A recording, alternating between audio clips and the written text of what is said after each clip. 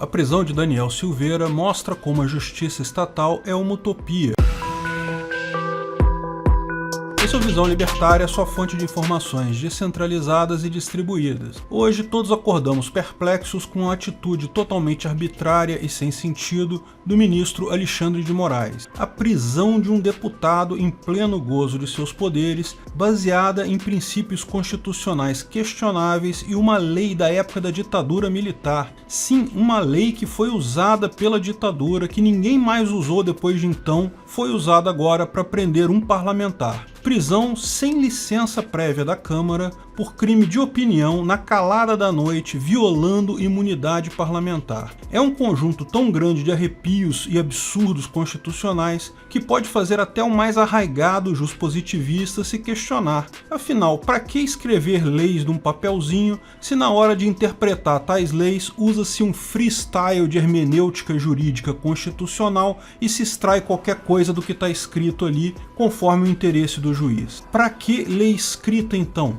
Bem, nós libertários justnaturalistas sabemos que isso é mais uma constatação do quão frágil é esse castelo de cartas chamado ordenamento jurídico positivista. O quão mostra sempre impossível justiça de fato, quando está conectada a um Estado. Mas vamos deixar a visão libertária por um momento, vamos avaliar o que aconteceu exatamente nesses últimos dias para chegarmos nesse ponto e o que pode vir daqui. Eu já destrinchei os vários motivos pelos quais tal prisão foi ilegal, arbitrária e inconstitucional em um vídeo que eu fiz mais cedo lá no meu outro canal, o canal Ancapsu. Vou deixar o link desse vídeo na descrição. Mas a essa altura você já deve ter visto esses argumentos em outros lugares. Prisão em flagrante por mandado de prisão não existe, ou é flagrante ou tem mandado. Mesmo crimes supostamente inafiançáveis são questionáveis ali. Isso tudo em cima de violação clara da imunidade parlamentar que, desde a emenda 35 de 2001, abrange qualquer coisa que o deputado diga, não apenas aquilo que diz no exercício de sua atividade parlamentar. Mas é muito mais do que isso. Essa história está muito melhor que Big Brother Brasil e mostra que a política brasileira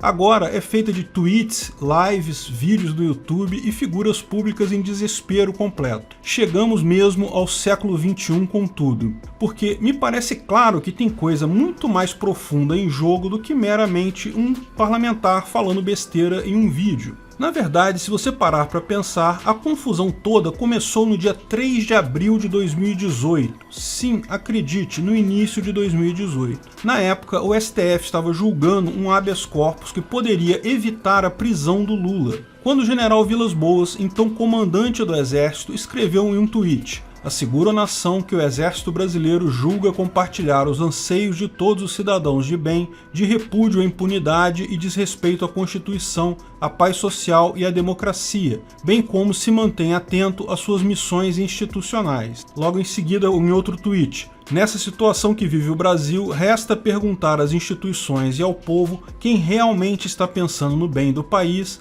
e das gerações futuras e quem está preocupado apenas com interesses pessoais." O tweet tem claramente uma entonação de ameaça, embora, lógico, possa ser interpretado como apenas a opinião do general. De fato, não se sabe se o tweet do general teve um impacto na decisão, mas a eventual liberação do Lula foi negada naquela ocasião. Lula só viria a ser liberado em um outro habeas corpus após a eleição presidencial no dia 8 de novembro de 2019. Estranhamente, foi liberado sem que nada tivesse mudado no panorama jurídico dos processos dele. Será que foi o poder de um tweet do general Vilas Boas que mudou essa decisão? Bem, para quem não conhece o ex-comandante do Exército, general Vilas Boas, que deixou o cargo em janeiro de 2019, basta saber que ele é uma figura muito respeitada e influente nas Forças Armadas. Ele está acometido de uma doença degenerativa que limita os movimentos, porém sua imagem e opiniões são muito fortes entre os militares brasileiros. Não seria exagero dizer que,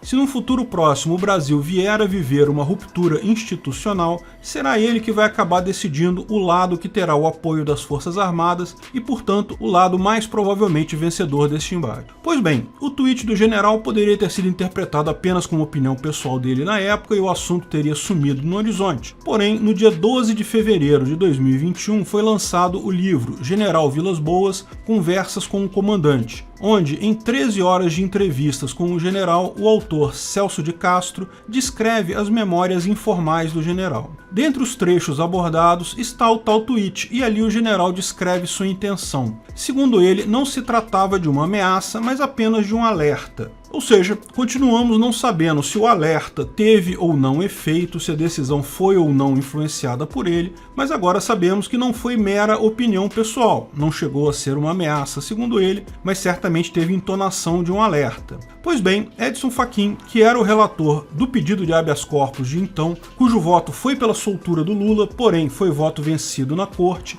ao saber dessa história por trás do tweet, desabafou em uma nota oficial. Diante das afirmações publicadas e atribuídas à autoridade militar e na condição do relator no STF do HC número tal, anoto ser intolerável e inaceitável qualquer forma ou modo de pressão injurídica sobre o Poder Judiciário. A declaração de tal intuito, se confirmado, é gravíssima e atenta contra a ordem constitucional. E ao Supremo Tribunal Federal compete a guarda da Constituição. Ou seja, nessa nota, de forma bastante velada e com muito tato e juridiquês, o ministro Edson Fachin ameaçou o general Vilas Boas de prisão. E foi nesse contexto que aconteceu o vídeo raivoso do deputado Daniel Silveira. Lógico, novamente, eu não sei se o vídeo do deputado era apenas ele falando em seu próprio nome, como sua opinião pessoal, ou se ele estava falando em nome da ala militar do governo, em nome dos militares. Mas certamente eu posso imaginar que os militares todos ficaram bastante incomodados com tal possibilidade de prisão do Vilas Boas. Não seria um absurdo imaginar que os generais elegeram o deputado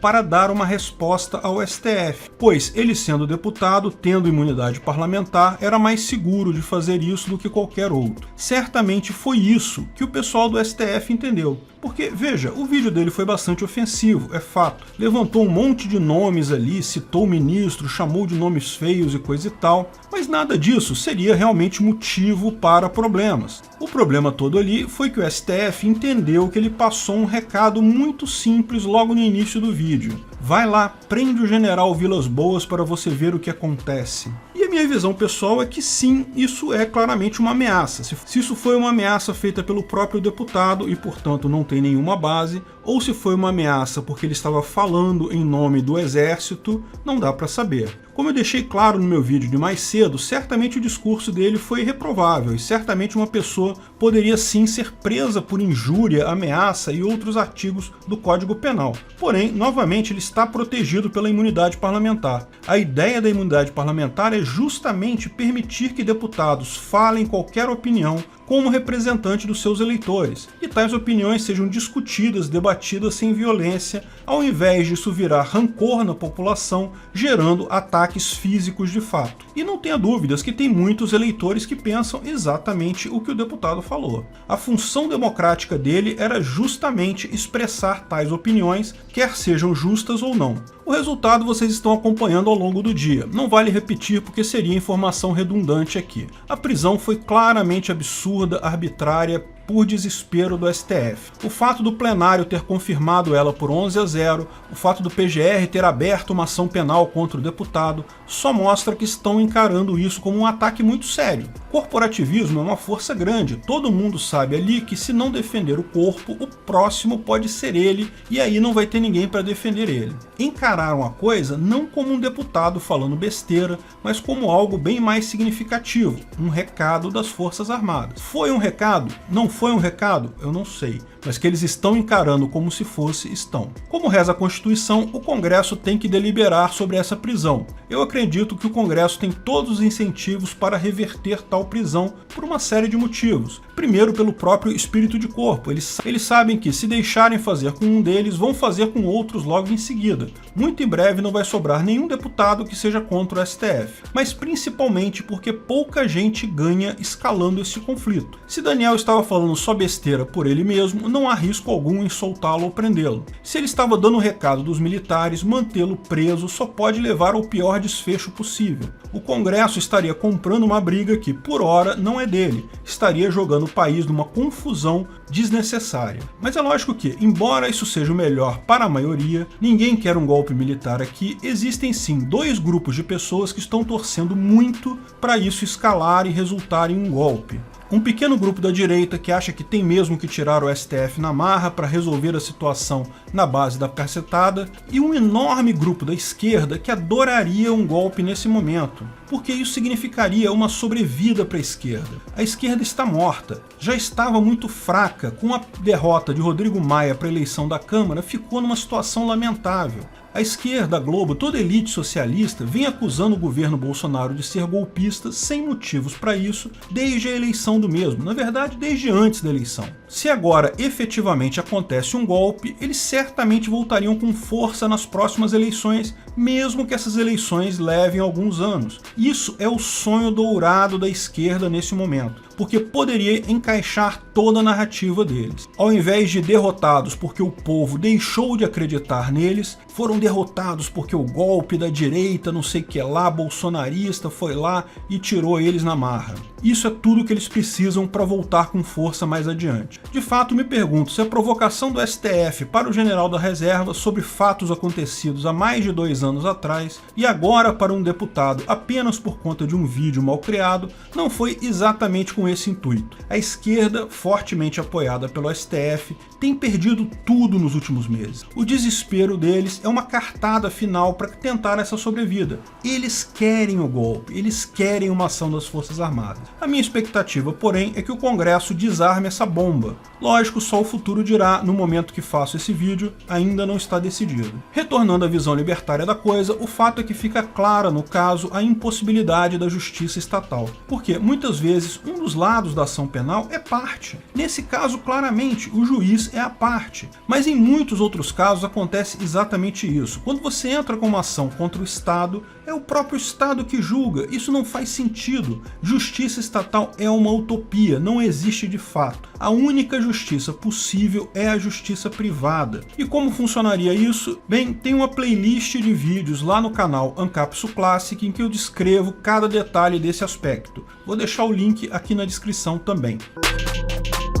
Obrigado pela audiência. Esse vídeo foi um oferecimento de armataweb.com, cloud e serviços de data center, 100% de compromisso com a satisfação e privacidade dos clientes. Aceitamos Bitcoin, veja o link na descrição do vídeo. Se você gostou desse vídeo, clique no like e compartilhe ele em suas redes sociais. Se inscreva no canal para nos ajudar, clicando no botão vermelho abaixo. Se quiser ser avisado de novos vídeos, clique no sininho ao lado. Saiba mais sobre o nosso projeto no site visãolibertaria.com. Lá você pode sugerir novos artigos, escrever artigos, patrocinar e muito mais. Confira visãolibertaria.com. Até a próxima!